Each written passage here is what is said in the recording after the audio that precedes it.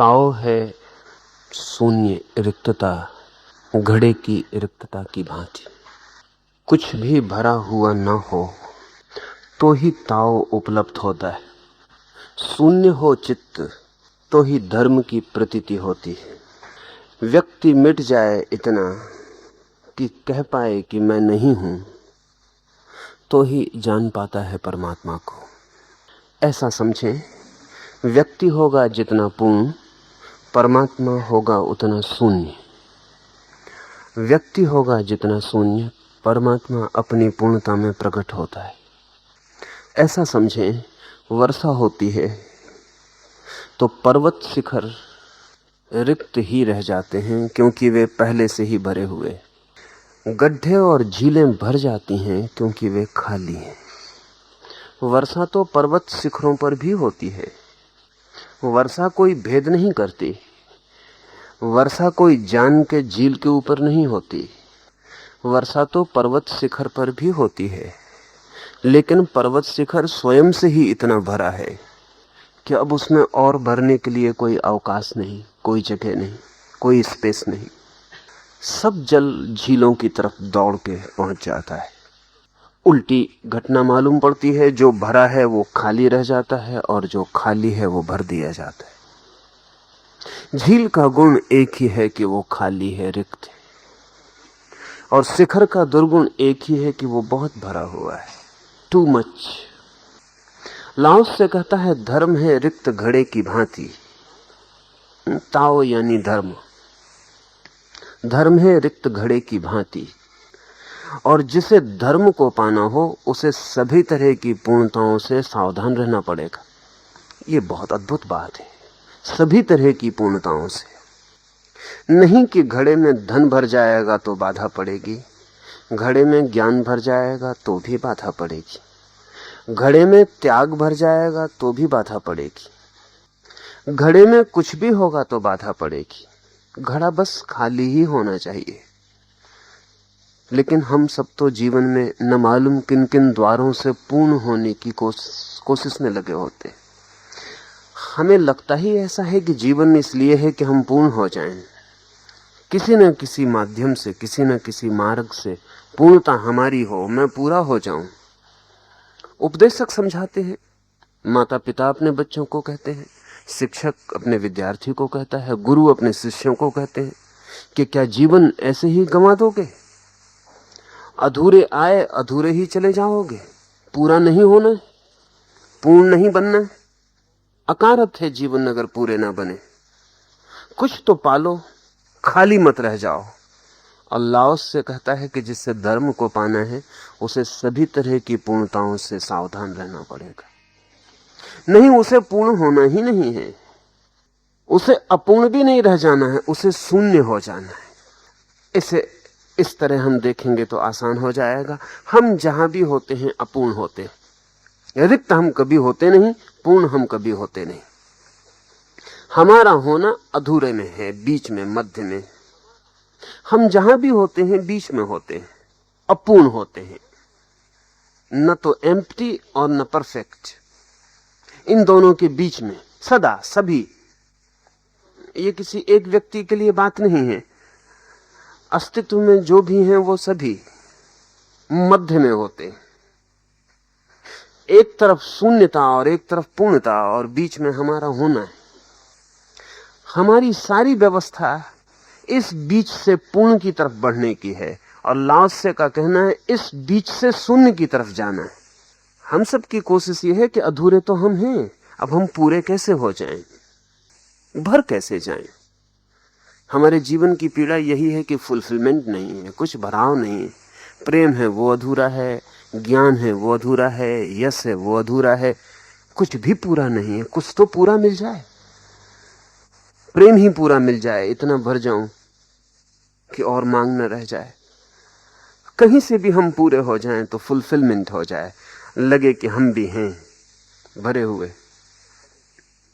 लेकिन जितना हम पूर्ण होने की कोशिश करते हैं, ये मैं आपसे कहना चाहूंगा, जितना हम पूर्ण होने की कोशिश करते हैं उतना हमें अपनी रिक्तता का बोध जाहिर होता है। पूर्ण हम होते नहीं। इसलिए जो सदी पूर्णता के प्रति जितनी उत्सुक अभिप्सु होती है, वो सदी उतनी ही एम्प्टीनेस को अनुभव करती है। पहली दफा पश्चिम पूरी तरह शिक्षित हुआ है जमीन पर। ज्ञात इतिहास में पश्चिम ने पहली दफे शिक्षा के मामले में बहुत विकास किया है। लेकिन साथ ही मजे की बात है कि पश्चिम का मन जितना एम्प्टी अनुभव करता है, उतना कोई और मन नहीं करता जितना खाली अनुभव करता है। अमेरिका ने पहली दफे धन के मामले में उस दूरी को छुआ है जिसे हम पूर्णता के निकटतम कहें। निकटतम ही कह सकते हैं, पूर्ण तो कभी कुछ होता नहीं। हम अपनी पीछे की दरिद्रता को देखते हैं तो लगता है अमेरिका ने धन को छूने में बड़ी दूर तक कोशिश की। निकटतम, अप्रोक्सीमेटली। निकटतम का मतलब आपके ख्याल में हो जाना चाहिए। पूर्ण तो हम हो नहीं सकते, सदा बीच में ही होते हैं, कहीं भी हों। लेकिन अतीत से तुलना करें आदमियों के और समाजों की। अब जंगल में बसा आदिवासियों का एक समूह है, बस्तर में बसा हुआ गरीबों का एक गांव है, और न्यूयॉर्क है। तो इस तुलना में न्यूयॉर्क करीब करीब पहुंचता है। सुना है मैंने, एक दिन एक बच्चा अपने घर आया, बहुत खुशी में स्कूल से वो कुछ पुरस्कार लेके आया है, और उसने अपनी माँ को आके कहा कि आज मुझे पुरस्कार मिला है क्योंकि मैंने एक जवाब सही सही दिया। उसकी माँ ने पूछा क्या सवाल था? उस बेटे ने का सवाल ये था कि गाय के पैर कितने होते हैं। उसकी माँ बहुत हैरान हुई, तुमने क्या जवाब दिया? उसने कहा मैंने कहा 3। उसने कहा पागल, गाय के 4 पैर होते हैं। उसने कहा वो तो मुझे भी अब पता चल चुका है, लेकिन बाकी बच्चों ने कहा था 2। सत्य के मैं निकटतम था, इसलिए पुरस्कार मुझे मिल गया है। बस निकटतम का इतना ही अर्थ। अगर धन की पूर्णता के कोई निकटतम हो सकता है तो 3 टांगे अमेरिका ने पैदा कर ली। वो 4 टांगों के करीब करीब। 4 टांगे कभी नहीं होंगी, वो हो नहीं सकती।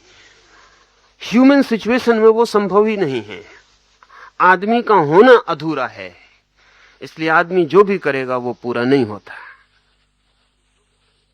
अधूरा करने वाला हो तो पूरा कोई चीज कैसे हो सकती है? अगर मैं ही अधूरा हूं तो मैं जो भी करूंगा वो अधूरा होगा। वो अप्रोक्सीमेटली हो सकता है किसी और की तुलना में। तो अमेरिका धन के भरने में करीब करीब अमेरिका का घड़ा पूरा का पूरा भर गया, 3/4, 3 पैर भर गया।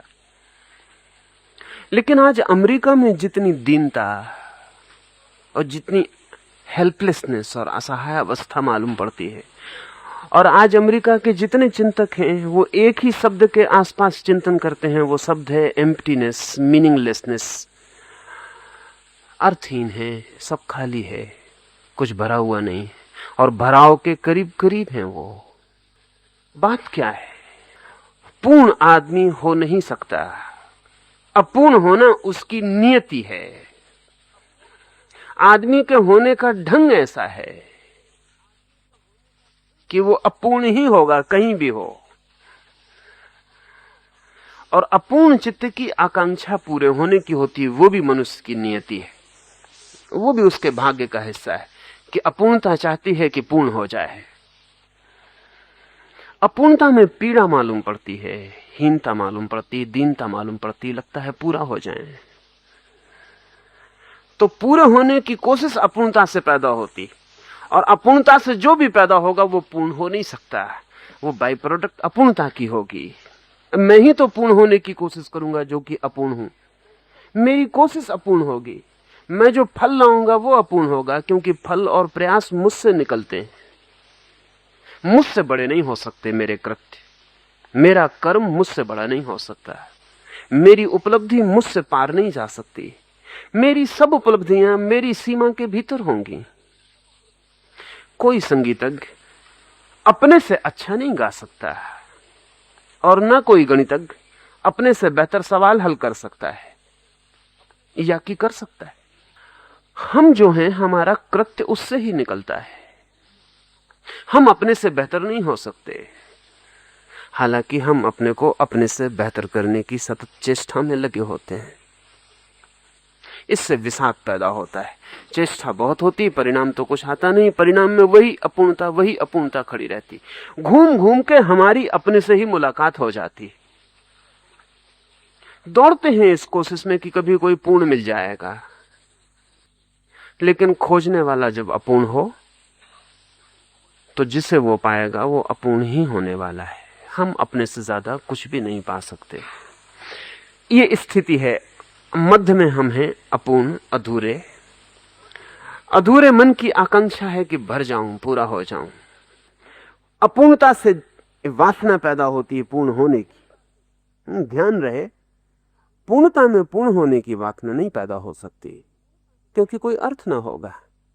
अपूर्णता में पूर्ण होने की वासना पैदा होती है। वासना हमेशा विपरीत होती है। जो हम होते हैं वासना उससे विपरीत होती है। हम गरीब होते हैं तो अमीर होने की वासना होती है। हम रुग्ण होते हैं तो स्वस्थ होने की वासना होती है। हम अधूरे हैं तो पूरे होने की वासना होती है। वासना बिल्कुल ही तर्कयुक्त है, क्योंकि अधूरे मन में पूरे होने का ख्याल पैदा होगा। बिल्कुल तर्कयुक्त है वासना, लेकिन परिणति कभी नहीं होने वाली, क्योंकि अपूर्ण कभी पूर्ण नहीं हो सकता। किसी प्रयास से, किसी चेष्टा से, कैसे अभ्यास से, किसी साधना से, क्योंकि सब साधनाएं, सब अभ्यास, सब प्रयास अपूर्ण से ही निकलेंगे और अपूर्ण की छाप उन पे लगी रहेगी। और अगर अपूर्ण आदमी पूर्ण उपलब्ध को कर ले तो वो अपूर्ण था ही नहीं। अपूर्ण होने का कोई अर्थ ही नहीं रहा। ये स्थिति है। और मनुष्य की सारी दौड़, आयाम कोई भी हो, दिशा कोई भी हो, पूर्ण होने की है।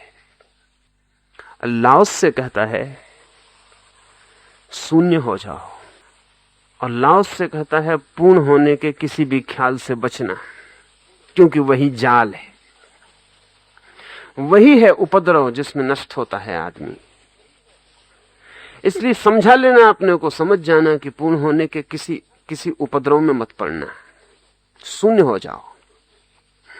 और मजा यह है कि जो शून्य हो जाता है वो पूर्ण हो जाता है, क्योंकि शून्य जो है वो इस जगत में पूर्णतम संभावना है।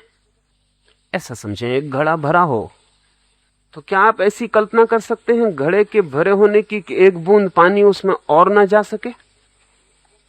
न कर सकेंगे। घड़ा बिल्कुल भरा है, आप कहते हैं पूरा भरा है, लेकिन अगर एक बूंद पानी भी मैं उसमें डाल दूं तो कहना पड़ेगा अधूरा था। आप घड़े के कितने ही भरे होने की कल्पना करें, वो पूर्ण नहीं होगी। उसमें एक बूंद पानी अभी बन सकता है। नानक अपनी यात्राओं में एक गांव के बाहर ठहरे थे, और एक फकीर जिसकी पूर्णता के संबंध में बड़ी खबर थी, वो पहाड़ी पर अपने आश्रम में जो एक किले के भीतर था उसमें था। नानक ने रुके थे, लोगों ने कहा कि वो व्यक्ति पूर्णता को उपलब्ध हो गया है। नानक ने खबर भेजाई कि मैं भी मिलना चाहूंगा और जानना चाहूंगा कैसी पूर्णता। तो उस फकीर ने एक प्याले में पानी भर के, पूरा पानी भर के, एक बूंद पानी और ना जा सके, नानक को नीचे भिजवाया भेंट कि मैं इस तरह पूर्ण हो गया हूं। नानक ने एक छोटे से फूल को उसमें तैरा दिया और वापस लौटा दिया। छोटे फूल को उस प्याली में डाल दिया और वापस लौटा दिया। वो फकीर दौड़ा हुआ आया, पैरों पर गिर पड़ा। उसने कहा मैं तो सोचता था पूर्ण हो गया हूं।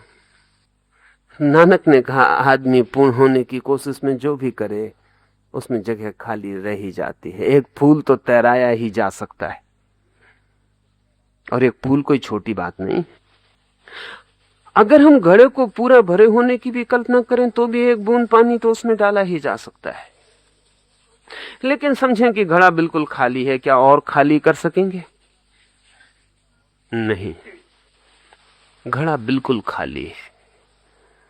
अगर उस फकीर ने एक खाली घड़ा भेज दिया होता तो नानक मुश्किल में पड़ जाते। क्योंकि उसको और खाली करना मुश्किल हो जाता। और भरे को और भरा जा सकता है, खाली को और खाली नहीं किया जा सकता। इसलिए भराव में कभी पूर्णता नहीं होती और खाली में सदा पूर्णता हो जाती। जो एम्प्टीनेस है वो परफेक्ट हो सकती है, जो रिक्तता है वो पूर्ण हो सकती है। इसलिए मनुष्य के अस्तित्व में एक ही पूर्णता है संभव, और वो है पूर्ण रिक्तता, पूरा खाली हो जाना। लाओस से कहता है ताओ है खाली घड़े की भांति, भरे घड़े की भांति नहीं, खाली घड़े की भांति। और इसलिए जिसे भी ताओ की या धर्म की उत्सुकता है, उस यात्रा पर जो जाने को आतुर हुआ है, उसे सभी तरह की पूर्णताओं के प्रलोभन से बचना चाहिए। सभी तरह के प्रलोभन। अहंकार पूरे होने की कोशिश करेगा। अहंकार की सारी साधना यही है कि पूर्ण कैसे हो जाऊं। और ताओ तो उसे मिलेगा जो खाली हो जाए, जहां अहंकार बचे ही नहीं। आदमी रिक्त हो सकता है, उसके भी कारण है। जो हमारे पास नहीं है शायद उसे न पाया जा सके, लेकिन जो हमारे पास है उसे छोड़ा जा सकता है। जो हमारे पास नहीं है उसे शायद न पाया जा सके, क्योंकि उस पर हमारा क्या बस है। लेकिन जो हमारे पास है उसे छोड़ा जा सकता है, उसमें हमारा बस पूरा है। मैंने कहा आदमी है बीच में, इस तरफ शून्य है, उस तरफ पूर्ण है। आदमी है अधूरा, कुछ उसके पास है, कुछ उसके पास नहीं है। अब दो उपाय हैं, जो उसके पास नहीं है वो भी उसके पास हो जाए तो वो पूर्ण हो जाए, और एक उपाय यह है कि जो उसके पास है वो भी छोड़ दे तो वो शून्य हो जाए। लेकिन जो हमारे पास नहीं है वो हमारे पास हो ये जरूरी नहीं है, हमारे हाथ में नहीं। लेकिन जो हमारे पास है वो छोड़ा जा सकता है, वो हमारे हाथ में। उसके लिए किसी से भी पूछने जाना नहीं पड़ेगा। ये भी बहुत मजे की बात है। अगर पूर्ण होना है तो परमात्मा से प्रार्थना करनी पड़ेगी, तब भी नहीं हो सकते। और अगर शून्य होना है तो किसी परमात्मा की सहायता की जरूरत न पड़ेगी, आप काफी हो। कोई मांग नहीं करनी पड़ेगी। इसलिए जिन धर्मों ने शून्य होने की व्यवस्था की, उनमें प्रार्थना की कोई जगह नहीं है। जिन धर्मों ने शून्य होने की व्यवस्था की, जैसे बुद्ध ने या लाओत्से ने, उनमें प्रार्थना की कोई जगह नहीं। प्रेयर का कोई मतलब ही नहीं, क्योंकि मांगना हमें कुछ है ही नहीं, तो क्या प्रार्थना करनी, किससे प्रार्थना करनी। जो हमारे पास है उसे छोड़ देंगे और झंझट खत्म हो जाती है। जो हमारे पास नहीं है उसे मांगना पड़ेगा, उसमें किसी के द्वार पर हाथ जोड़ के खड़ा होना पड़ेगा, उसके लिए कुछ करना पड़ेगा। अब इसमें और देखने जैसी बात है, जो हमारे पास नहीं है उसे पाने में समय की जरूरत लगेगी। टाइम विल बी नीडेड, क्योंकि जो हमारे पास नहीं है वो आज ही नहीं मिल जाएगा, कल मिलेगा, परसों मिलेगा, अगले जन्म मिलेगा, कब मिलेगा, समय लगेगा।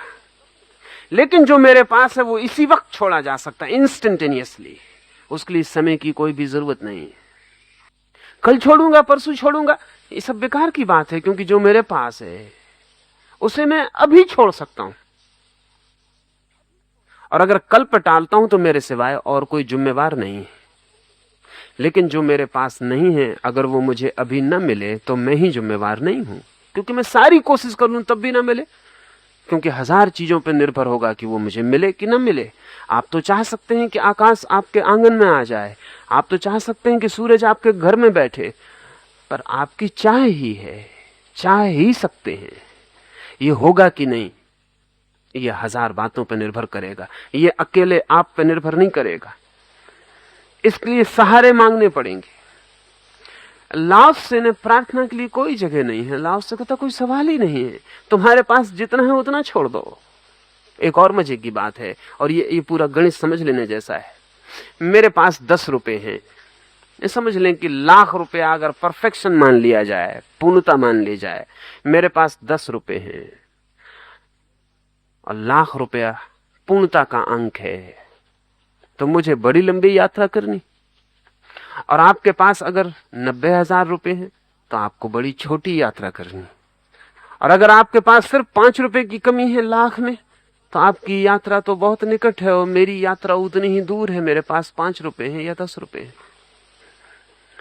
अगर हम पूर्णता की तरफ चलें तो हम सब एक ही जगह नहीं हैं। Then we are not equal. किसी के पास 5 रुपए, किसी के पास 10, किसी पर 10,000, किसी पर 75,000, किसी पर 90,000, किसी पर 99,000, किसी पर 99,999। तो बड़ा फासला है। पूर्णता का अगर हम ध्येय रखें तो आदमी समान नहीं है। लेकिन आपके पास 99,999 रुपए हैं और मेरे पास 1 रुपया है। अगर शून्यता की तरफ जाना है, हम दोनों एक ही साथ जा सकते हैं। इक्वलिटी पूरी। मैं 1 रुपया छोड़ दूं, आप अपने रुपए छोड़ दें, मैं शून्य हो जाऊंगा, आप शून्य हो जाएंगे। सिर्फ शून्य की तरफ जो यात्रा है वो मनुष्य को इक्वलिटी में खड़ा कर सकती है, अन्यथा नहीं कर सकती। तो जो परफेक्शन ओरिएंटेड सोसाइटीज हैं, सभी हैं, वो कभी समान नहीं हो सकती। सिर्फ शून्य की तरफ जिन समाजों की यात्रा है वे समान हो सकती हैं, क्योंकि शून्य के समक्ष आपके पास 95,000 हैं, इससे फर्क न पड़ेगा, और मेरे पास 5 रुपए हैं, इससे फर्क न पड़ेगा। मैं 5 रुपए छोड़ के वहीं पहुंच जाऊंगा जहां आप 95,000 छोड़ के पहुंचेंगे। कुछ ऐसा ना होगा कि आपको बड़ा शून्य मिल जाएगा और मुझे छोटा मिलेगा। हमारी रिक्तता बराबर होगी। जिस घड़े में पूरा पानी भरा था वो भी उलट के खाली हो जाएगा। मेरे घड़े में एक ही बूंद थी, वो भी उलट के खाली हो जाएगा। मेरे घड़े के खालीपन में और आपके घड़े के खालीपन में कोई हायरार्की नहीं होगी, बस हम खाली होंगे। लेकिन पूर्णता की अगर दृष्टि हो तो समानता असंभव है, असंभव है। और फिर यात्रा अलग अलग होगी, और कब पूरी होगी नहीं कहा जा सकता। समय की जरूरत पड़ेगी, और जिस धर्म को पाने में समय की जरूरत पड़े वो धर्म समय से कमजोर होता है स्वभावतः। जिस धर्म को पाने के लिए शर्त हो ये कि इतना समय लगेगा, वो धर्म बेशर्त ना रहा, अनकंडीशनल ना रहा। उस धर्म की शर्त हो गई कि इतना समय लगेगा। अगर ठीक से समझें तो वो धर्म टाइम प्रोडक्ट हो गया, समय से उत्पन्न हुआ। और जो समय से उत्पन्न होता है वो कालातीत नहीं होता है। जिस चीज को समय के द्वारा पैदा किया जाता है वो समय में ही नष्ट हो जाती है। ध्यान रखें, जो चीज समय के भीतर जन्मती है वो समय के भीतर ही मर जाती है। जिसका एक छोर समय में है उसका दूसरा छोर समय के बाहर नहीं हो सकता। लेकिन शून्यता तत्क्षण हो सकती है, इसी वक्त, अभी। ये तत्क्षण कहना भी गलत है। असल में शून्यता क्षण के बाहर घटित होती है। भराव समय के भीतर होता है, रिक्तता समय के बाहर होती है। रिक्त होते ही समय के बाहर हैं आप, और रिक्त होने के लिए समय की कोई जरूरत नहीं। इसलिए अगर लाओसे के पास कोई जाकर पूछे कि मैंने बहुत पाप किए, बहुत बुराइयां की, मैं बहुत बुरा आदमी हूं, मेरी मुक्ति में कितनी देर लगेगी, तो लाओसे कहता है अभी हो सकती है, यहीं हो सकती है। लाओसे कह सकता है अभी हो सकती है, यहीं हो सकती है, क्योंकि वो कहता है सवाल ये नहीं है, तुम्हें कुछ होना नहीं है, तुम जो हो उसको भी छोड़ देना है। इसलिए लाओसे ने कोई ख्याल नहीं दिया इस बात का कि कितने जन्म तुम्हें लगेंगे, कितना वक्त लगेगा। नहीं, लाओसे कहता है अभी और यहीं।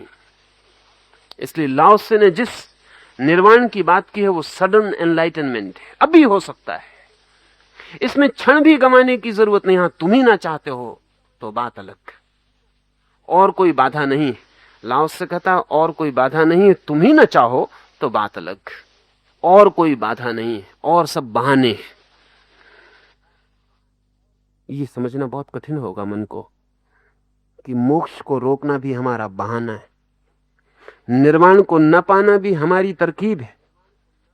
कोई पाप नहीं रोक रहा है, सिर्फ हम नहीं चाहते, और इसलिए हम एक्सप्लेनेशंस खोजते हैं कि किन किन वजह से रुक रहा है मोक्ष। लाओसे की दृष्टि में समय का कोई व्यवधान नहीं है। अभी हो जाएं खाली,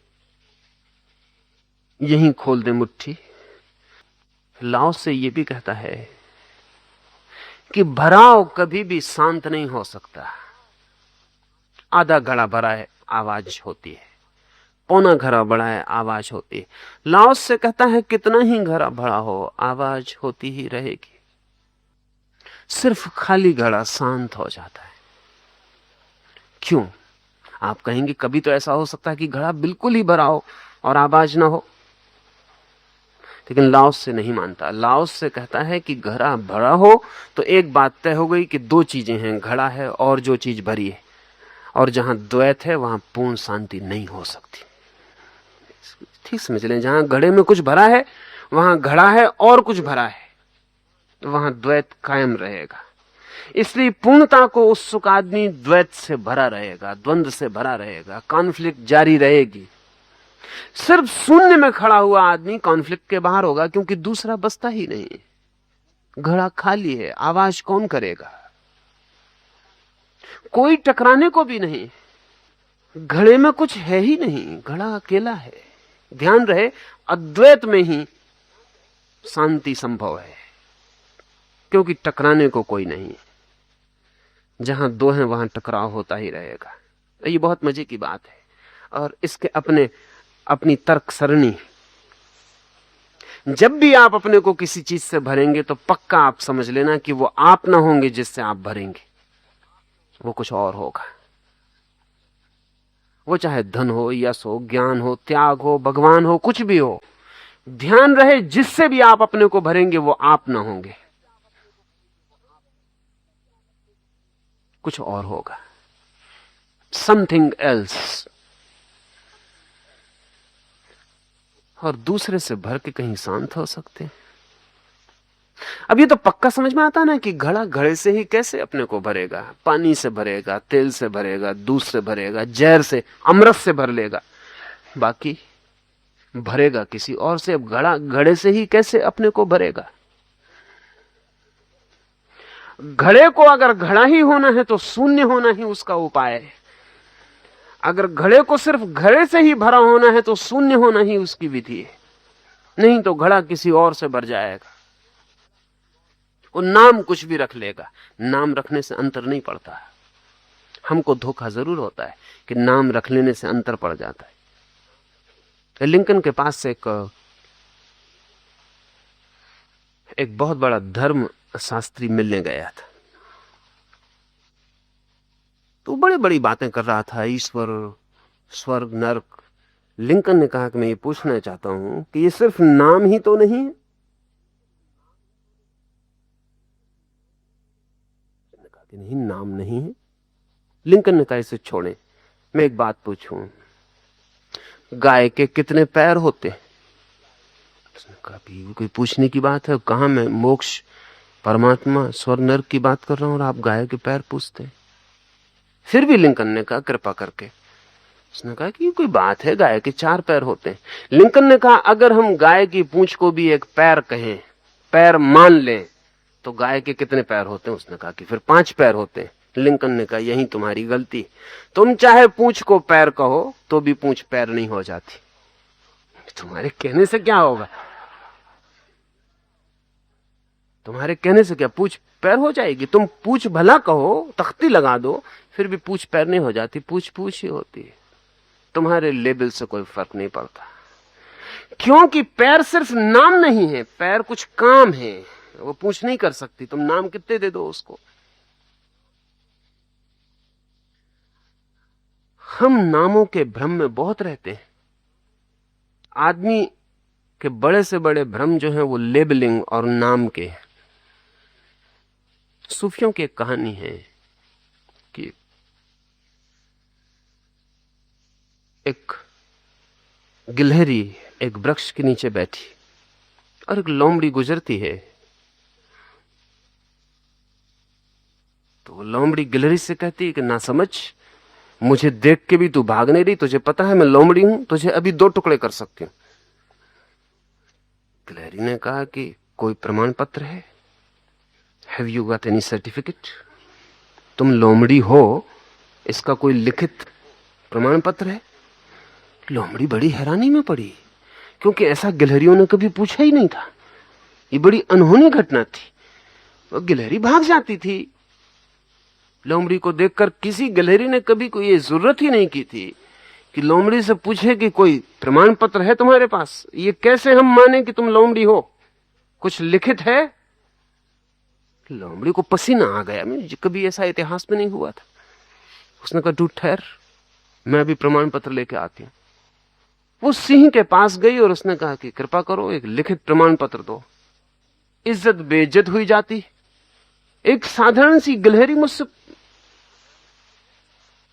ये उसके मन में चल रहा है, इज्जत बेइज्जत हुई जाती है, एक साधारण सी गिलहरी। ये उसने शेर से नहीं, सिंह से नहीं कहा, उसने इतनी कहा कि मुझे प्रमाण पत्र दे दो। मन में उसके ये चल रहा है कि हद हो गई, हद हो गई, ऐसा कभी इतिहास में भी नहीं सुना था। सिंह ने उसे लिख के एक प्रमाण पत्र दिया। वो लेके वापस लौटी। गिलहरी अपनी जगह बैठी थी। उसने प्रमाण पत्र पढ़ के सुनाया, जहां सिंह ने चर्चा की थी कि लोमड़ी है और बहुत खतरनाक जानवर है और गिलहरी को इससे सावधान होना चाहिए, इस तरह की बातें नहीं करनी चाहिए। उसने ये प्रेफेस, ये भूमिका सुन के गिलहरी तो नदारत हो गई, सोचा कि है तो पक्का, वो तो भाग गई। लेकिन लोमड़ी पढ़ने में इतनी तल्लीन हो गई थी, वो खुद की प्रशंसा पढ़ने में इतने धीरे धीरे पढ़ रही थी कि उसने जब पूरा पढ़ पाई प्रमाण पत्र, तब देखा कि गिलहरी जा चुकी। उसने कहा कि वो वापस लौटी। जब वो पहुंची सिंह के पास तो देख के हैरान हुई कि एक हिरण वहां खड़ा हुआ था। वो सिंह से कह रहा था, कोई लिखित प्रमाण पत्र है आपके पास? हम कैसे मान लें कि आप सिंह हो? लोमड़ी ने कहा, हद हो गई, अब ये सिंह बेचारा क्या करेगा, हम तो खैर प्रमाण पत्र ले गए। सिंह ने उस हिरण से कहा कि देख, अगर मुझे भूख लगी हो तो तुझे प्रमाण पत्र लेने की फुर्सत भी नहीं मिलेगी, सिद्ध हो जाएगा। और अगर मुझे भूख न लगी हो तो आई डोंट केयर। इससे कोई मतलब ही नहीं कि तू मानता है मुझे सिंह के नहीं मानता। अगर मुझे भूख नहीं लगी तो मैं तेरी चिंता नहीं करता कि तू क्या मानता है, और अगर मुझे भूख लगी है तो तुझे फुर्सत भी ना मिलेगी इस बात की फिक्र करने की कि मैं कौन। लोमड़ी ने कहा कि महाराज, ये मुझसे क्यों ना कहा, मुझे क्यों सर्टिफिकेट दे दिया? एक साधारण सी गिलहरी, मैं भी उसको ठीक कर देती। सिंह ने कहा, लेकिन तूने मुझे बताया ही नहीं था कि गिलहरी ने सर्टिफिकेट मांगा।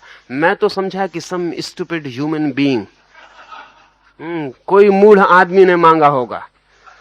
इधर कुछ देर से ये जंगली जानवर भी आदमी की बेवकूफियों में पड़ने लगे, सर्टिफिकेट मांगते।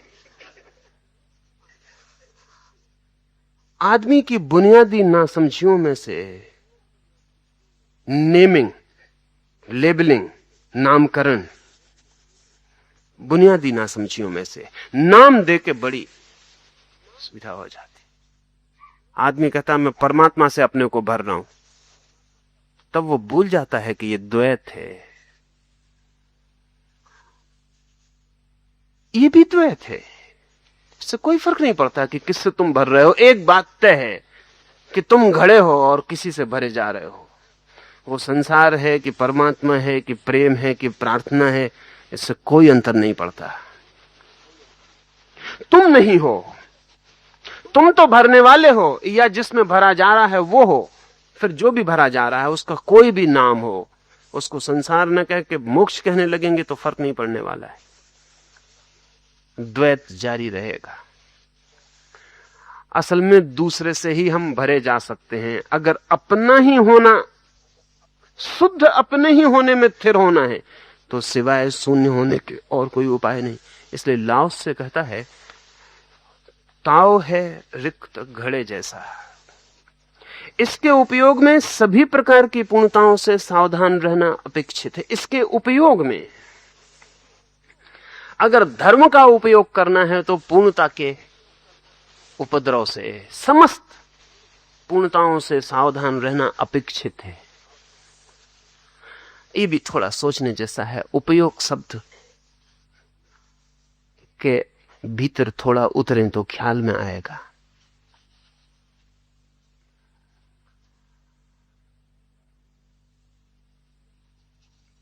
धर्म अगर कुछ है तो जीवन का परम उपयोग है।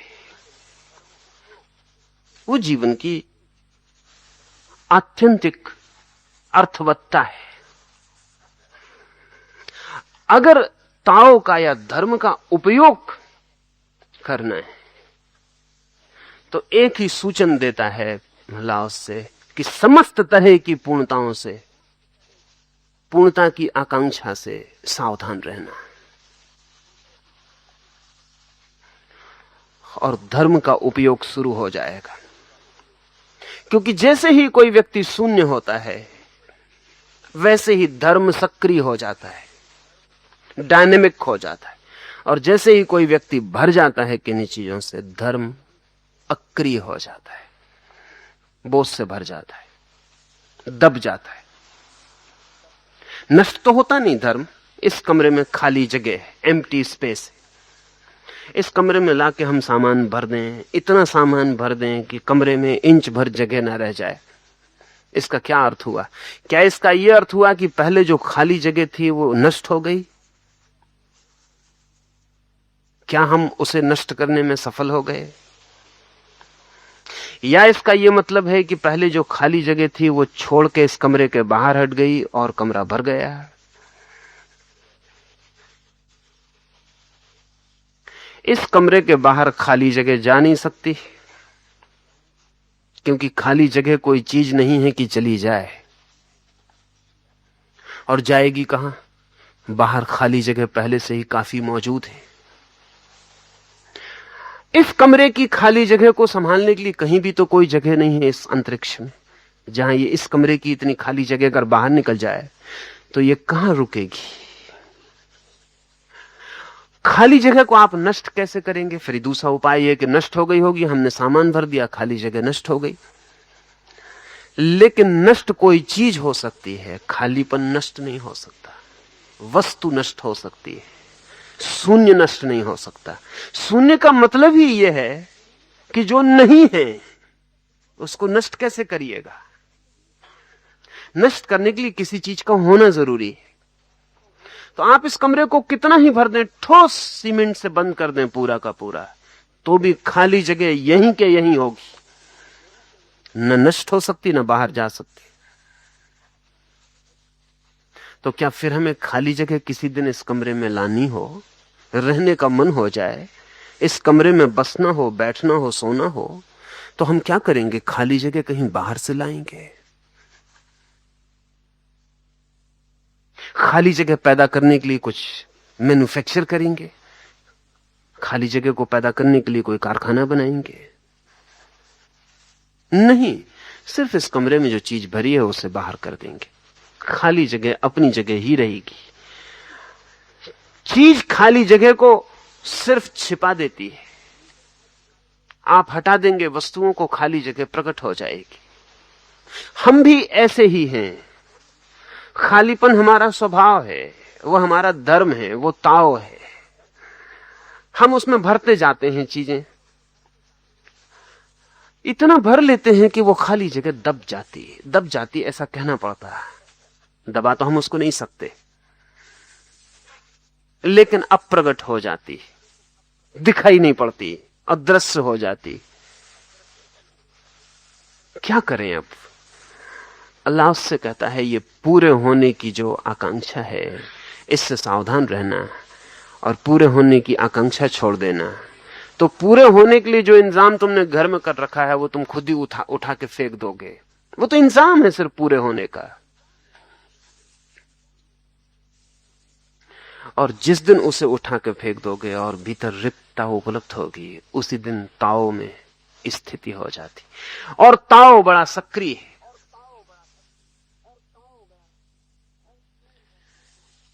बहुत डायनेमिक फोर्स है शून्य, और उस शून्य का बड़ा उपयोग है।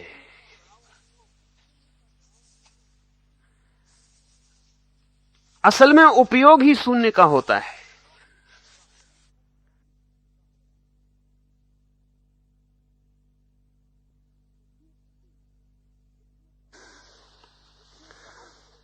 उपयोग का अर्थ है कि जैसे ही कोई व्यक्ति शून्य हो जाता है, जो अधूरापन था उसने फेंक दिया, पूर्ण होने की कोशिश न की, क्योंकि पूर्ण होने की कोशिश में चीजें बढ़ानी पड़ती थी। उसने चीजें उठा के फेंक दी, उसने पूर्ण होने का मकान बनाने का ख्याल ही छोड़ दिया। अब जब वो अपूर्ण नहीं रहा है तो उसे क्या कहिएगा। अपूर्णता का सब इंतजाम उसने उठा के फेंक दिया, अब वो अपूर्ण नहीं रहा, अब उसे क्या कहिएगा। शून्य तो हम सिर्फ इसलिए कहते हैं ताकि दृष्टि शून्य होने की तरफ लग जाए। जिस दिन कोई व्यक्ति अपने भीतर से सब साज सामान फेंक देता है, पूर्ण होने की सब योजनाएं प्लानिंग फेंक देता है, सब इंतजाम छोड़ देता है, खाली हो जाता, उस दिन पूर्ण हो जाता है। अपूर्णता से मुक्त हो जाना पूर्ण हो जाना है। ये अलग परिभाषा हुई। अपूर्णता को विकसित करके छांट छांट के पूर्ण होने की जो कोशिश है वो एक, और एक अपूर्णता को छोड़ के खड़े हो जाने पर जो शेष रह जाती है स्थिति, वो दो, वो भी पूर्ण है। और वो पूर्णता फिर आपकी नहीं है, क्योंकि आप तो जो चीजें छोड़ी उसी में बह जाएंगे। वो पूर्णता फिर समस्ती की है, वो पूर्णता फिर सर्व की है, वो पूर्णता फिर परमात्मा की है। और ये परमात्मा बड़ा सक्रिय है, और इस परमात्मा से सारा सृजन, सारी क्रिएटिविटी, चाहे बीज में अंकुर फूटता हो, और चाहे आकाश में एक तारा निर्मित होता हो, और चाहे एक फूल खिलता हो, और चाहे एक व्यक्ति पैदा होता हो, ये सारा विराट का जो आयोजन है उसी परम शून्य से है। वो शून्य महाशक्तिशाली है, उस शून्य में बड़ी ऊर्जा है। हम अपने ही हाथ दीन बन जाते हैं पूर्ण होने की कोशिश में। शून्य होते ही हम परम सौभाग्यशाली हो जाते हैं, परम धन के मालिक हो जाते हैं। इसलिए लाओस से कहता है, इसके उपयोग में सभी प्रकार की पूर्णताओं से सावधान रहना अपेक्षित है। यह कितना गंभीर है, ये शून्य, ये शून्य कितना गंभीर है, ये शून्य कितना अथाह है। मानो ये सभी पदार्थों का उद्गम हो, जिससे सभी कुछ पैदा हुआ हो, जिससे सभी कुछ निकला हो, जिससे सभी कुछ जन्मा हो। जैसे ये सम्मानित पूर्वज है, सबका पिता है, सबकी जननी, सबका उद्गम स्रोत है। लेकिन बड़े अद्भुत शब्द उसने उपयोग किए हैं जो कि कंट्राडिक्टरी मालूम पड़ेंगे, विरोधाभासी मालूम पड़ेंगे। क्योंकि पहले तो कहता है रिक्त घड़ा है धर्म, और फिर कहता है कितना अथाह है। अब थाह तो हम हमेशा चीजों की लेते हैं। शून्य नदी को आप अथाह ना कह सकेंगे, भरी हुई नदी को, बहुत भरी हुई नदी को कहेंगे अथाह। बहुत होगा पानी, नाप में ना अटता होगा तो कहेंगे अथाह। सूनी नदी को, जिसमें जल ही ना हो, कोई अथाह कहेगा तो पागल कहेंगे। लाओस से उसी नदी को अथाह कह रहा है जहां जल है ही नहीं। क्यों? बहुत मजेदार है। लाओस से कहता है कि जिसमें जल है उसे तुम चाहे ना नाप पा रहे हो, वो नापा जा सकता है। It can be measured. Measurable है, कितनी तकलीफ पड़े, लेकिन इमेजरेबल नहीं है, अथाह नहीं। थाह तो मिल ही जाएगी, थोड़ी और दूर होगी, थोड़ी और दूर होगी, थाह तो होगी ही, क्योंकि वस्तु अथाह नहीं हो सकती। हाँ, वो नदी अथाह हो सकती जिसमें जल ना हो, क्योंकि अब तुम कैसे नापोगे? जो नहीं है उसे नापने का कोई उपाय नहीं, जो है वो नापा जा सकता है। इसलिए जल वाली नदी कभी अथाह नहीं हो सकती, निर्जल नदी अथाह हो जाएगी। लाओस से कहता है घड़ा कितना ही भरा हो अथाह नहीं होगा, खाली घड़ा अथाह है।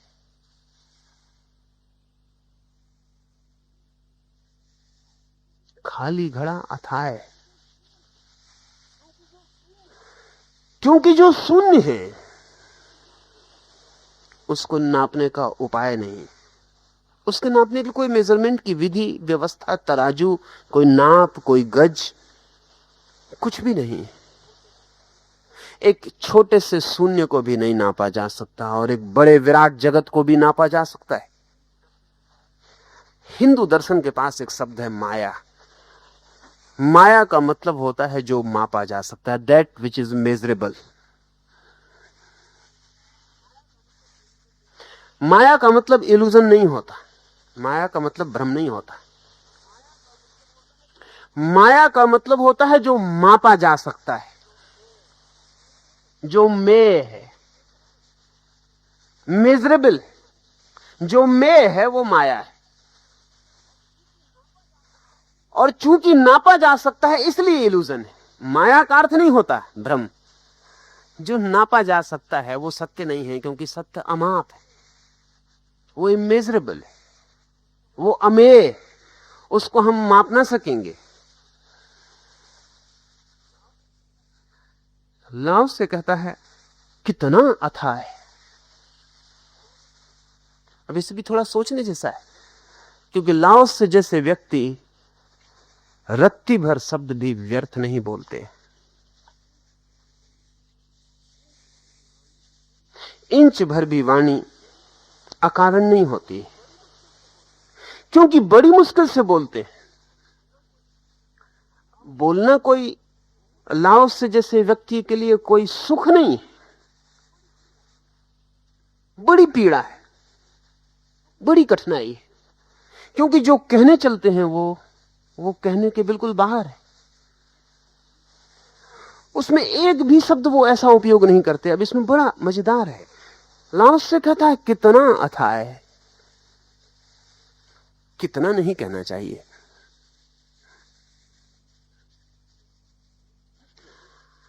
कितना नहीं कहना चाहिए, क्योंकि कितने में माप शुरू हो जाता है।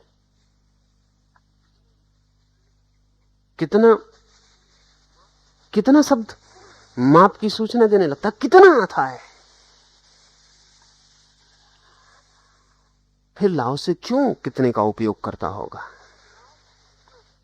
अगर लाओ से इतना कहे कि अथाह है तो तर्कयुक्त मालूम पड़ेगा, लेकिन कहता है कितना अथाह है। कितने में तो माप की शुरुआत हो जाती, पर लाओ से एक शब्द अकारण नहीं बोलता।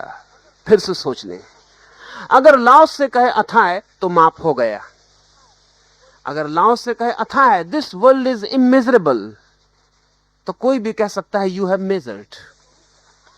अगर मैं ये कहूं कि अथाह है ये जगत, तो इसका मतलब हुआ कि मैंने तो कम से कम नाप जोख कर ली, मैं तो कोने तक पहुंच गया, मैंने तो पूरा देख डाला और लौट कर कहा अथाह है। मैं जल में गया और मैंने लौट के कहा अथाह है। दो ही बातें हो सकती हैं, या तो मैं ये कहूं कि मैं थाह तक नहीं पहुंच पाया, तो मुझे अथाह कहने का हक नहीं, मुझे इतना ही कहना चाहिए कि मैं थाह तक नहीं पहुंच पाया। क्योंकि हो सकता है जहां तक मैं गया उसके एक हाथ नीचे ही थाह हो। नदी के बाहर आके मैं कहता हूं अथाह है, तो दो ही बातें हो सकती हैं, या तो मैं पहुंच नहीं पाया थाह तक, तब मुझे अथाह कहना नहीं चाहिए, मुझे इतनी कहना चाहिए कि जहां तक मैं गया वहां तक थाह न थी, बस। आगे हो सकती है, आगे का मैं कुछ कह नहीं सकता। और या इसका यह मतलब हुआ कि मैं आखिर तक पहुंच गया और मैंने पाया कि अथाह है। सर, अगर मैं आखिर तक पहुंच गया तो मैं थाह तक पहुंच गया, और लौट के अगर मैं कहता हूं मैं बिल्कुल आखिर तक देख कर आ रहा हूं, थाह नहीं है, ये तो बिल्कुल गलत बात है। क्योंकि आखिर तक तुमने देखा कैसे अगर थाह नहीं? अगर तुम पहुंच गए आखिर तक तो थाह है। इसलिए लाओ से कहता है कितना अथाह है। अथाह को भी सीधा नहीं देता है वक्तव्य, क्योंकि सीधे देने में तो लगेगा नापा जा चुका। कम से कम लाओ से ने तो नापा, कम से कम लाओ से को तो पता चल गया कि अथाह है। लाओ से कहता है कितना अथाह है। इसमें लाओ से इतना ही कहता है कितना ही नापो, कितना ही नापो, नापते ही चले जाओ। कितना अथाह है। तुम नापते हो और नाप के बाहर, तुम नापते हो और नाप के बाहर, तुम जहां तक पहुंचते हो वहीं से आगे, तुम जहां तक पहुंच जाते हो वहीं किनारा नहीं, तुम जहां तक पहुंच जाते हो वहीं थाह नहीं मिलती। अनंत अनंत तरह से तुम जाकर देखते हो और पाते हो कितना अथाह है। अथाह को भी सीधा नहीं कह देता, सीधा कहने में तो बात नापी हुई हो जाएगी।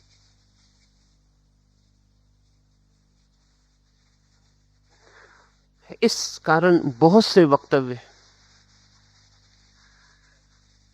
कंट्राडिक्टरी टर्म्स में दिए जाते हैं, विरोधी टर्म्स में दिए। अथाह सीधा कह देने से थाह वाला शब्द हो जाता है, नापा जुखा हो जाता है, कितना अथाह है। और तब अथाह में भी लेयर्स हो जाती, तब अथाह में भी मल्टी डायमेंशंस हो जाते हैं, बहुआयाम हो जाते हैं। अकेला अथाह कहने से वन डायमेंशनल शब्द है, कितना अथाह कहने से मल्टी डायमेंशनल हो गया। महावीर से तुलना में ख्याल में आ सकेगा, महावीर जब भी बोलते हैं तब वो सिर्फ अनंत नहीं कहते सत्य को, वो कहते हैं अनंत अनंत। जब भी वो कहते हैं सत्य कैसा, तो वो ये नहीं कहते कि अनंत इन्फिनिट, वे कहते हैं इन्फिनिटली इन्फिनिट, अनंत अनंत। कोई उनसे पूछने लगा कि क्या बात है, अनंत कहने से काम चल जाएगा, दो दो अनंत जोड़ने से क्या मतलब। और गलत भी है दो दो अनंत जोड़ना, क्योंकि अनंत तो एक ही हो सकता है। अगर दो अनंत होंगे तो एक दूसरे की सीमा बना देंगे। अगर इस जगत में हम कहें कि दो अनंत हैं, तो दोनों ही अनंत ना रह जाएंगे, दोनों शांत हो जाएंगे, क्योंकि दो एक दूसरे की सीमा। अनंत का तो मतलब यह है कि जिसका कोई अंत नहीं, लेकिन जहां से दूसरा शुरू होगा वहां से पहले का अंत हो जाएगा।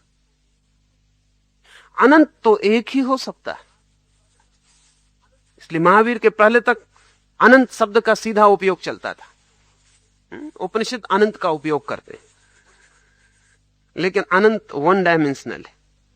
और महावीर को लगा कि अनंत कहने से नाप हो जाती, जैसे कि पता चल गया, जैसे कि जान लिया गया। जो आदमी कहता अनंत, जैसे सब पता हो गया, उसे मालूम है। तो महावीर कहते हैं अनंत अनंत, इतना अनंत है कि अनंत कहने से भी चुकता नहीं। हमें उसके ऊपर और अनंत स्क्वायर, अनंत अनंत,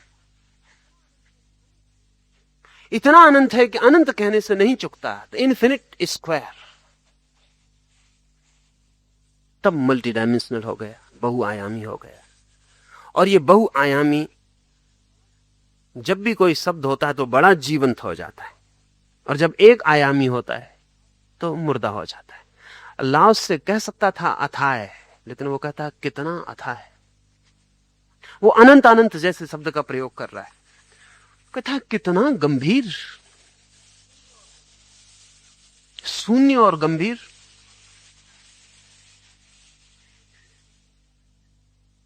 शून्य तो बिल्कुल खाली होगा, उसमें कैसी गंभीरता।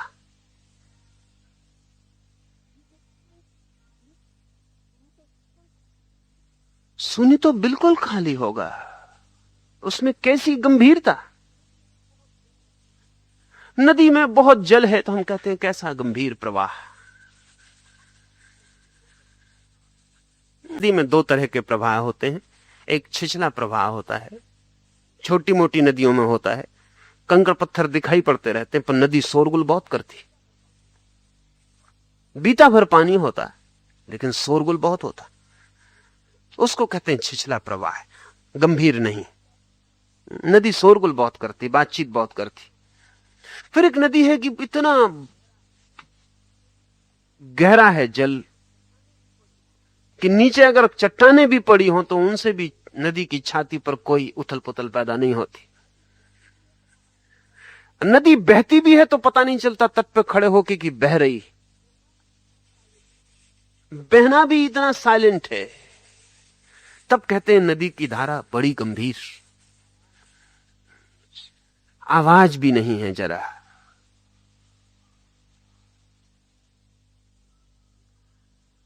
लाओस से कहता है कितना गंभीर, तो वहां तो कोई जल की धारा ही नहीं, सब शून्य। पर वही कारण, लाओस से कहेगा कितने ही धीमे बहती हो नदी, तुम्हारे कान पकड़ पाते हो कि ना पकड़ पाते हो, जहां प्रवाह होगा वहां शोर तो होगा ही, कम होगा, सूक्ष्म होगा, न सुनाई पड़े ऐसा होगा, लेकिन जहां प्रवाह है वहां घर्षण, और जहां घर्षण है वहां शोर है।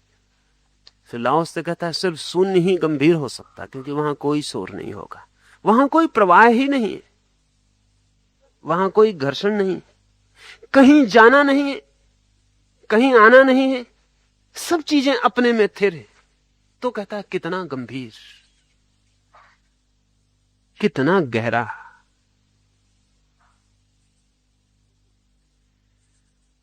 लेकिन कितना जोड़ता है। और जोड़ने का कारण है कि कोई भी शब्द उथला ना हो जाए, और कोई भी शब्द ऐसी खबर ना दे कि बात पूरी हो गई, इस शब्द पे बात पूरी हो गई, ऐसी खबर ना दे। सब शब्द आगे की यात्रा को खोलते हो, कोई शब्द क्लोजिंग ना हो, सब शब्द ओपनिंग हो। लाओस जैसे लोगों के सारे शब्द ओपन होते हैं, उनके हर शब्द से और कहीं द्वार खुल जाता है, आगे के लिए खुलाव मिलता है। पंडित जब बोलता है उसके सब शब्द क्लोज्ड होते हैं, उसका कोई शब्द आगे के लिए इशारा नहीं देता, उसका शब्द चारों तरफ सीमा खींच देता और कहता है ये रहा सत्य।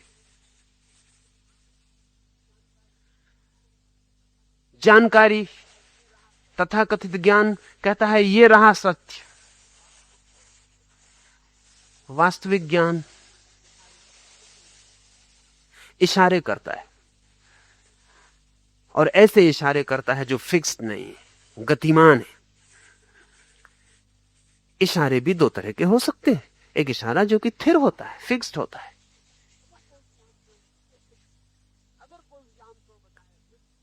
अगर कोई चांद को बताए फिक्स इशारे से, तो थोड़ी देर में चांद तो हट चुका होगा, इशारा वहीं रह जाए। अगर किसी को सच में ही चांद को बताए रखना है, तो उंगली को बदलते जाना पड़ेगा, इशारे को जीवंत होना पड़ेगा, और चांद के साथ उठना पड़ेगा। लाओस से जैसे लोग सत्य को कोई मृत इकाई नहीं मानते, कोई डेड यूनिट नहीं मानते, एक डायनेमिक लिविंग फोर्स मानते, एक जीवंत प्रवाह है, तो उनके सब इशारे जीवंत हैं, उनका हाथ उठता ही चला जाता है। कितना, इस कितने में कहीं सीमा नहीं बनती। ये कितना सब इतनों के पार चला जाता है, और एक डेप्थ और एक इशारा जो सदा ट्रांसेंड करता है शब्द को। महावीर जब कहते हैं अनंत अनंत, तब भी उस शब्द में इतना ट्रांसेंडेंस नहीं है जितना लाओस से कहता है कितना ट्रांसेंडेंस और भी ज्यादा है, अतिक्रमण और भी ज्यादा है। क्योंकि महावीर अनंत शब्द को फिर से दोहरा देते हैं, अनंत अनंत, लेकिन शब्द फिर फिक्स सा हो जाता है, शब्द की ध्वनि भी फिक्स्ड हो जाती, एक सीमा बन जाती। ऐसा लगता है कि शब्द की सीमा है, परिभाषा है, समझ पाएंगे। लेकिन जब कोई कहता है कितना अथाह है, तो वो कितना जो है उसकी कोई सीमा नहीं बनती।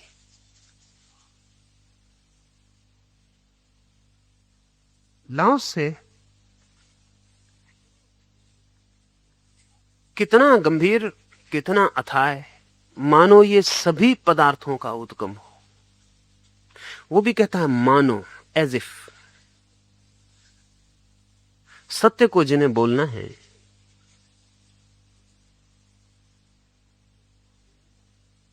उन्हें एक एक पांव संभाल के रखना होता है। वो ये नहीं कहता कि सभी पदार्थों की जननी है। वाहेंगर ने किताब लिखी है, the philosophy of as if. अद्भुत किताब है। पश्चिम ने पिछले 100 वर्षों में जो 10-5 कीमती किताबें पैदा की, उसमें वाहेंगर की किताब है the philosophy of as if. वो कहता है कि जगत में जिन्होंने भी कहा सत्य ऐसा है, उन्होंने गलत कहा, क्योंकि आदमी इतना ही कह सकता है एज इफ। इससे ज्यादा आदमी कहे तो सीमाओं के पार जाता है, वो आदमी की अस्मिता है और अहंकार है। तो वाहेंगर नहीं कहता कि गॉड क्रिएटेड द वर्ल्ड, वो कहता as if God created the world. यानी दुनिया इतनी खूबसूरत है कि मानो ईश्वर ने बनाई हो, क्योंकि कौन और बनाएगा? वाहेंगर ये नहीं कहता कि ईश्वर ने बनाई ये दुनिया में सिद्ध कर दूंगा, क्योंकि वाहेंगर कहता है कि ये मैं सिद्ध करूंगा, जो इस दुनिया का एक हिस्सा हूं। तो फिर कोई असिद्ध भी कर देगा, और अगर मैं हकदार हूं सिद्ध करने का, तो कोई हकदार है असिद्ध करने का। अगर इस जगत का एक हिस्सा कह सकता है ईश्वर है और प्रमाण जुटा सकता है, तो दूसरा हिस्सा कह सकता है कि नहीं है और प्रमाण जुटा सकता है। और जब कोई कहता है नहीं है, तो हमें यह नहीं कहना चाहिए कि वो सीमा के बाहर जा रहा है, क्योंकि है वाले ने यात्रा शुरू करवा दी, उसने सीमा के बाहर चला गया। इस जगत में पहले सीमा के बाहर आस्तिक चले गए, उन्होंने जो वक्तव्य दिए वो मनुष्य की सीमा के बाहर है। नास्तिकों ने तो सिर्फ उनका अनुगमन किया। एक आदमी कहता है मैं सिद्ध करता हूं कि ईश्वर है, ये बाहर हो गई बात। ईश्वर को भी तुम्हारे सिद्ध करने की जरूरत पड़ती है। वाहेंगर कहता है कि नहीं, इतना ही कह सकता हूं मैं, जितना सोचता हूं, जितना खोजता हूं, तो पाता हूं as if God created the world. मानो कि इसे कोई गणित का सत्य नहीं है, ये वो कहता है ये मेरे हृदय का भाव है, ऐसा मुझे लगता है कि मानो। एक छोटे से फूल को भी देखता हूं तो वो कहता है मुझे ऐसा लगता है कि मानो किसी ईश्वर ने इसे निर्मित किया होगा। मेरा मन नहीं होता मानने का कि ये यूं ही पत्थर के बीच जमीन से फूट आया है, इसलिए मैं कहता हूं एज इफ। अल्लाह उससे कहता है मानो वो जो अथाह गंभीर, कितना अथाह कितना गंभीर वो जो शून्य है, वो जो घड़ा है रिक्त, उससे ही सब पदार्थों का जन्म हुआ हो।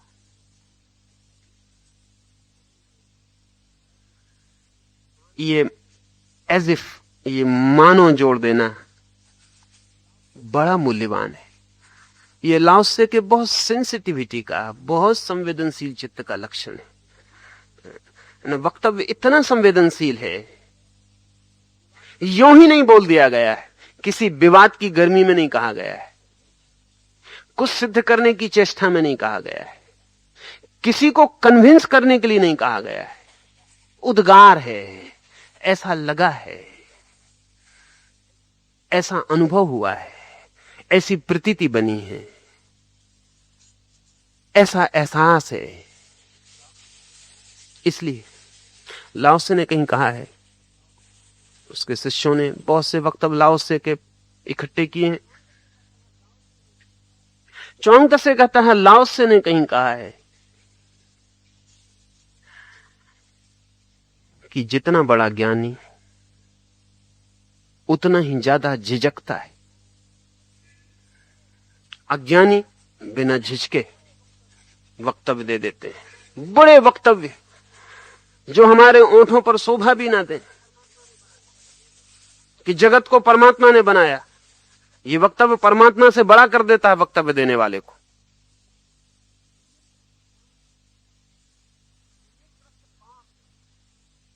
कि ये कृत्य पाप है।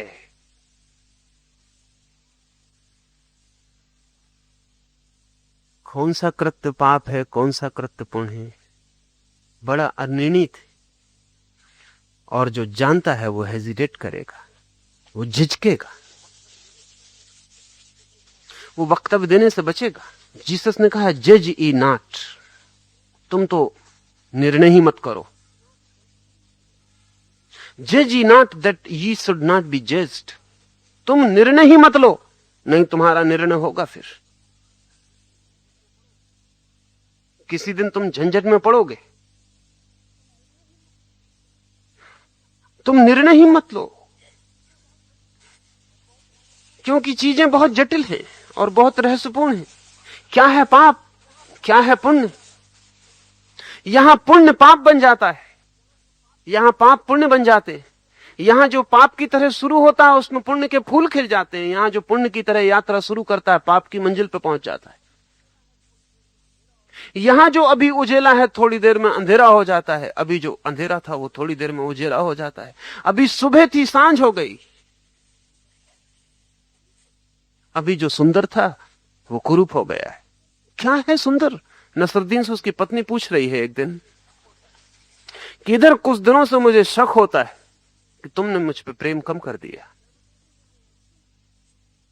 क्या मैं तुमसे पूछ सकती हूं कि जब मैं बूढ़ी हो जाऊंगी तब भी तुम मुझे प्रेम करोगे?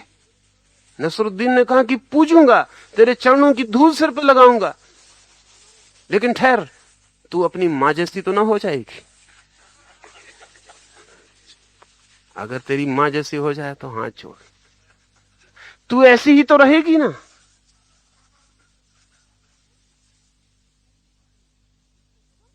किसको सौंदर्य कहेंगे आप, किसको जवानी? जवानी का हर कदम बुढ़ापे में पड़ता चला जाता है। किसको सौंदर्य कहते हैं? हर सौंदर्य की लहर थोड़ी देर में कुरूप हो जाती है। यहां चीजें रहस्यपूर्ण हैं, संयुक्त हैं, विभाजित नहीं है। जगत ऐसा नहीं है कि हम कह सकें ये अंधेरा है और ये उजेला है। जगत ऐसा है कि सब धुंधल का है, सांझ। न कह सकते उजेला है, न कह सकते अंधेरा है। लाओस से कहता है झिझकते हैं वे जो ज्ञानी। और लाओस से के सभी वक्तव्य झिझक से भरे हुए हैं, बहुत हेजिटेटिंग है। अज्ञानी पढ़ेगा तो उसको लगेगा शायद पता नहीं होगा लाओस से को, नहीं तो ऐसा क्यों कहना कि मानो की। अगर मालूम है तो कहो, कि नहीं मालूम तो कहो, साफ बात करो। नहीं मालूम तो कह दो कि हमें पता नहीं कि जगत कहां से पैदा हुआ। मालूम है तो कहो कि इससे पैदा हुआ। ऐसा क्यों कहते हो मानो की? इससे तुम्हारे अज्ञान का पता चलता है। असल में अज्ञानी चीजों के रहस्य को कभी नहीं देख पाते। फिक्स्ड कंसेप्ट्स में आसानी पड़ती है। कह दिया कि यह आदमी पापी है, बात खत्म हो गई। लेकिन पापी पुण्य कर सकते हैं। कह दिया यह आदमी पुण्यात्मा है, बात खत्म हो गई। लेकिन पुण्यात्मा पाप कर सकता है। तो क्या मतलब तुम्हारे कहने से हुआ? अगर पुण्यात्मा पाप कर सकता है और अगर पापी पुण्य कर सकता है तो तुम्हारे लेबल लगाने खतरनाक है। क्यों लगाए? कोई मतलब ना था उनका। पर हमें सुविधा हो जाती, हम निश्चिंत हो जाते हैं, कैटेगराइज कर लेते हैं कि खाने में रख दिया आदमियों को उठा के, निश्चिंत हो गए। हालांकि हमारी वजह से कुछ रुकता नहीं, हमारी वजह से कुछ फर्क नहीं पड़ता, जिंदगी गतिमान रहती है। लाओस से बहुत हेजिटेटिंग है, और जगत में बहुत थोड़े से लोग हुए हैं जो लाओस से जैसे हेजिटेटिंग। हिंदुस्तान में सिर्फ बुद्ध के पास इतना हेजिटेशन है, लेकिन वो भी इतना नहीं। क्यों? क्योंकि मैंने कल आपसे कहा कि बुद्ध ने कह दिया इन सवालों के मैं जवाब न दूंगा। ये भी काफी सुनिश्चित बात हो गई। एक सुनिश्चित बात तो यह है कि ये जवाब हैं। एक सुनिश्चित बात यह हो गई कि इनके जवाब ही नहीं। But the answer is definite, इनके जवाब नहीं है।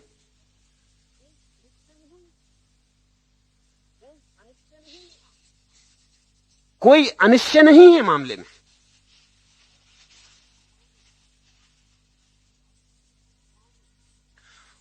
लाओस से कहता है मानो की, हाइपोथेटिकल है, कल्पना करो कि दौड़ाओ अपनी भावना को, शायद तुम्हें ख्याल में आ जाए जैसे इसी शून्य से सब पैदा हुआ है, इसी शून्य से पैदा हुआ है। लेकिन इसे सुनिश्चित रूप से कह देना कि इसी शून्य से पैदा हुआ है अतिक्रमण है, ट्रेसपासिंग है। क्योंकि तब शून्य इतना छोटा हो गया कि हमने उसको सामने रख के देख लिया कि इसी से सब पैदा हुआ है। शून्य बहुत छोटा हो गया, विराट ना रहा, अथाह ना रहा, गहरा ना रहा, असीम ना रहा, बहुत छोटा हो गया। हमने अपने सामने रख लिया, अपनी प्रयोगशाला की टेबल पर कहा कि इसी से सब पैदा हुआ है। ये रहा शून्य, इससे सब पैदा हुआ है। मिस्ट्री ना रही, रहस्य ना रहा बात में। लाओस से कहता है मानो कि जैसे यही हो जननी। लाओस से लोग अगर पूछें कि ईश्वर है तो लाओस से नहीं कोई हाँ ना में जवाब देता। लाओस से जैसे लोग ईश्वर की इतनी सन्निधि में जीते हैं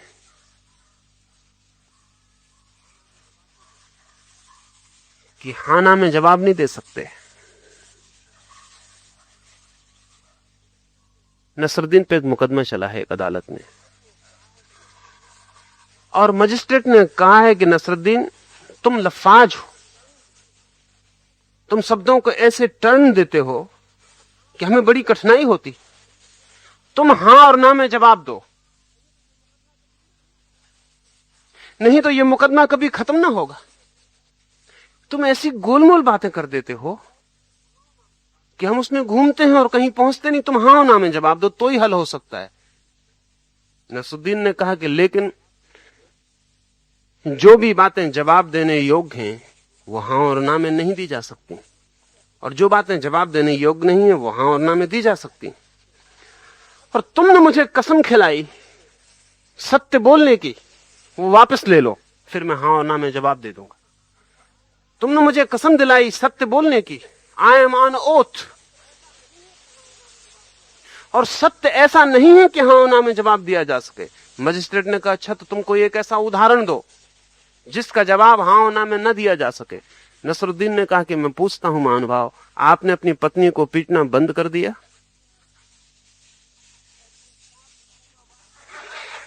have you stop beating your wife? आप हां और ना में जवाब दे दें। मजिस्ट्रेट थोड़ी दिक्कत में पड़ा। अगर वो कहे हां तो उसका मतलब वो पीटता था पहले, अगर वो कहे ना तो उसका मतलब वो अभी पीट रहा है। नसरुद्दीन ने कहा कहिए क्या ख्याल है? मेरी ओथ हटा लें, सच बोलने की झंझट मुझ पे ना हो तो मैं हां और ना में जवाब दे सकता हूं, लेकिन बहुत चीजें हैं नसरुद्दीन ने कहा जिनका हां और ना में कोई जवाब नहीं हो सकता। और ईश्वर जहां आता है वहां तो हां और ना बिल्कुल बेकार हो जाते, वहां नास्तिक भी मूढ़ और आस्तिक भी मूढ़ हो जाते। वहां हां और ना में जवाब देने वाले निपट मूढ़, वहां चीजें बहुत तरल हो जाती और एक दूसरे में प्रवेश कर जाती। इसलिए लाओस से बहुत बहुत झिझकता हुआ कहता है, मानो कि इसी शून्य से सब पैदा हुआ हो।